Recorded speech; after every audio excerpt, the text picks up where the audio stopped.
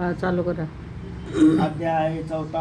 अष्टभैरव चामुंडाई यांना वच केली. श्री मच्छिंद्रनाथ हिंगळा देवीच्या दर्शनाला जावायला निघाला. ती देवी म्हणजे साक्षात ज्वालामुखी भगवती महाप्रदीप्त आदिशक्ती होय. जेव्हा मच्छिंद्रनाथ देवीच्या प्रचंड दरवाजापाशी पोहोचला तेव्हा दरवाजावर महापराक्रमी अष्टभैरव पहारा देत होते. त्यांनी मच्छिंद्रनाथाला पाहता क्षणीच ओळखले. शबरी मंत्राने नागास्थाच्या झाडाखाली नाथाने सर्व देव अनुकूल करून त्यांच्यापासून वरदानाने मागून घेतली. ती ह्याची कितपत सिद्धी गेली आहे याची प्रचिती पाहावी असे त्याच्या मनात आले. त्याबरोबर ते भैरव आपले रूपे बदलून संन्यासी झाले व दाराशी येऊन राहिले. तुम्ही कोठे चालला असे मच्छिंद्रनाथांना विचारल्यावर त्याने सांगितले, मला देवीचे दर्शन घ्यायचे आहे म्हणून मी आज जात आहे. हे ऐकून संन्यासी म्हणाले, आम्ही येथील द्वारपाल आहोत. येथे दाराशी उभे राहून ते कोणी देवीच्या दर्शनाला येतात त्यांच्या पाप पुण्याची चौकशी करून ते पुण्यवान व मनापासून दर्शनाची इच्छा करणारा असेल त्यालाच आम्ही आज जाऊ देतो.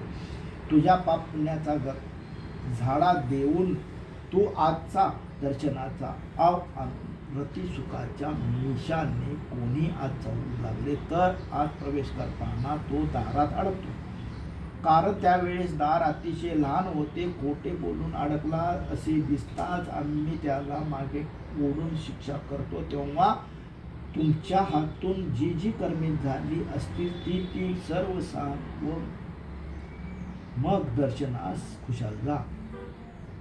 अष्टभैरवाचे हे बोलणे ऐकून श्री मच्छिंद्रनाथ म्हणाले, मी पाप पुण्य काही जाणत नाही. माझ्याकडून आजपर्यंत जी जी कर्मे घडली ती मी ईश्वरासाठी केली आहेत. आम्ही जती पाप पुण्यापासून अलिप्त आहोत.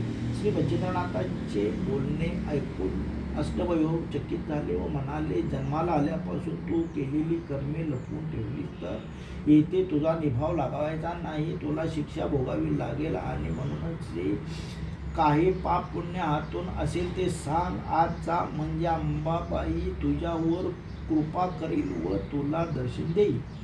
हे ऐकून शेवटी मच्छिंद्रनाथ म्हणाले, प्राण्यांना शासन करण्यासाठी मी अवतार घेतला आहे. माझ्या पुढे तुम्हा शूद्रांचा काय प्रताप.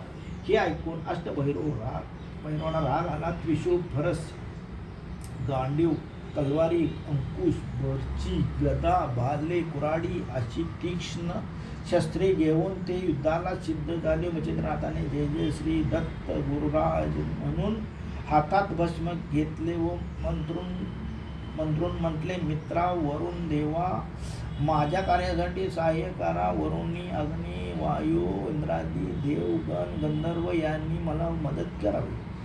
अशा तऱ्हेने सर्वांनी युद्धाचे आमंत्रण करून मंत्रलेले भस्म